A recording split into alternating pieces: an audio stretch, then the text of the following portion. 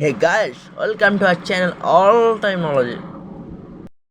Michael মধুসূদনের লেখা অভিষেক কবিতাটি পড়ব প্রথম অংশটি। শুরু করি ভিডিওটি। অভিষেক মাইকেল মধুসূদন দত্ত।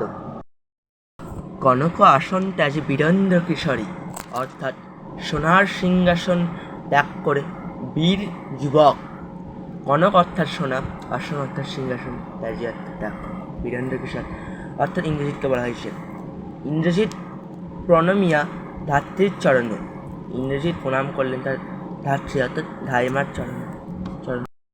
কহিলা অর্থাৎ বলিল, কি হে তোমা তো গতি দেওয়া আসি এ ভবনে? কি হলো মা, আজ তুমি আমার এই গৃহে বা ভবনে এসেছো কেন? কহ দাসে লঙ্কার কুশল, তোমার এই দাসকে বলো লঙ্কার খবর। চুম্বী ছদ্মবেশী অম্বুরাশি সুতরিলা, মাথায় চুম্বন করিয়া সেই ছদ্মবেশী মহিলা উত্তর দিল, হাই পুত্র, কি আর কহিব কনক লঙ্কার দশা। হাই সন্তান, কি আর বলবো তোমায় সোনার লঙ্কার দশা।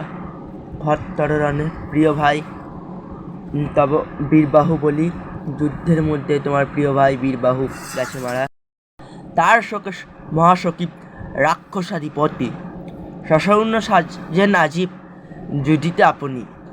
তার শোকে শোকাকৃত রাক্ষসাধিপতি অর্থাৎ রাবণ রাজা, ইন্দ্রজিতের পিতা। সসৌন্য সাজেন আজিব যুধিতে আপনি অর্থাৎ সৈন্য নিয়ে তিনি সাজেন যুদ্ধের জন্য।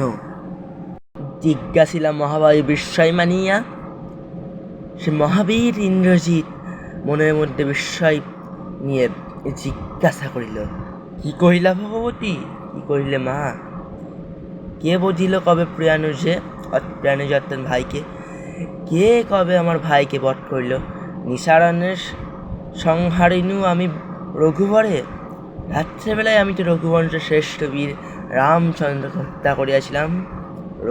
রঘু অর্থাৎ রঘুবংশ, বর অর্থাৎ বীর। খণ্ড খণ্ড করিয়া কাটুনু বর্ষি প্রচণ্ড সরবৈর দলে, খণ্ড খণ্ড করে কেটেছিলাম তাকে আমি।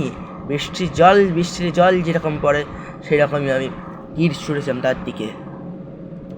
তবে এ অদ্ভুত বার্তা জননী কোথায় পাইলে তুমি, শীঘ্রই কহ দাসে। তবে এই অদ্ভুত বার্তা জননী কোথায় তুমি পেলে, শীঘ্রই তোমার এই দাস ইন্দ্রজিৎকে বলো।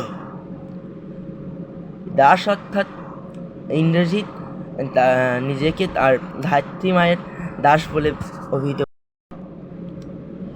রত্নোত্তমা ইন্দ্রা সুন্দরী উত্তরিলা, রত্নের চেয়েও ভালো। ইন্দ্রা সুন্দরী অর্থাৎ দেবী লক্ষ্মী আর এক নাম। এখানে যে ধাত্রী মায়ের কথা বলে এসে, উনি আসলে তার ধাত্রীমা ছিলেন না, উনি হচ্ছেন তার ধাত্রী মায়ের ছদ্মবেশে আসা দেবী লক্ষ্মী। অর্থাৎ রত্নের চেয়েও ভালো সেই দেবী লক্ষ্মী উত্তর দিলেন, হাই পুত্র, হাই পুত্র। মায়াবী মানুষ সীতাপতি, সীতার স্বামী ছিল এক মায়াবী মানুষ। তবে স্বর মারিয়া বাঁচিল, তবে তা না হলে তোমার তীর খেয়ে মরিয়া সে বাঁচলে কি করে? যাও তুমি তড়া করি, রক্ষ কুলমান, এ কাল সমরে রক্ষ চূড়ামণি। অর্থাৎ যাও তুমি তাড়াতাড়ি, রক্ষা করো তোমার রাক্ষস বংশের মান। এ কাল সময়ে, খারাপ সময় অর্থাৎ যুদ্ধের সময়ে, রক্ষ চূড়ামণি রক্ষা করো। ছিড়িয়া কুসুম দাম রসে মহাবলী, গলার সেই ফুলের মালা ছিঁড়িয়া ফেলল মেঘনাদ অর্থাৎ ইন্দ্রজিৎ আর এক নাম মেঘনাদ। এখানে দুটি নামের কথাই বলা হয়েছে। ফেলাইলা কনক বলয় দূরে, হাতে তার সোনার বলয় অর্থাৎ বালা দূরে ফেলে দিল। পদতলে পড়িল সবিল কুণ্ডল, পদতলে পড়ল তখনকার যুগের এক ধরনের কানের এক ধরনের, যথা অশোকের ফুল অশোকের তলে অভময়, যা কিনা দেখতে হয় সেই বসন্তকালে অশোক গাছের তলা অশোকের ফুল যেরকম পড়ে থাকে সেরকম চিঠি থাকলো সেই স্বর্ণের জিনিসপত্র। ঠিক মোড়ে কহিলা গম্ভীর কুমার, ঠিক তা কেন হাই ধিক মোড়ে বৈরী দল বেড়ে স্বর্ণ লঙ্কা, এটা আমি বামা দলের মাঝে, মানে শত্রুরে ভরে গেছে আমার সেই সোনার লঙ্কা, আর আমি কিনা নারীদের সঙ্গে ফুর্তি করছি। বামা দল অর্থাৎ নারী কন্যার দল, এই কি সাজে আমারে? এটা কি আমার শোভা পায়? দশাননঞ্জক আমি ইন্দ্রজিৎ, 10 মাথা যার রাজা রাবণের পুত্র আমি ইন্দ্রজিৎ। আন রাত তাড়া করি, তাড়াতাড়ি রথ হান, ঘোচাবই অপবাদটা বদির রিপুকুলে, বধ করব শত্রুর বংশকে। আজ এই পর্যন্তই থাকলো, পরের দিন বাকি পার্টটা পড়িতে হবে।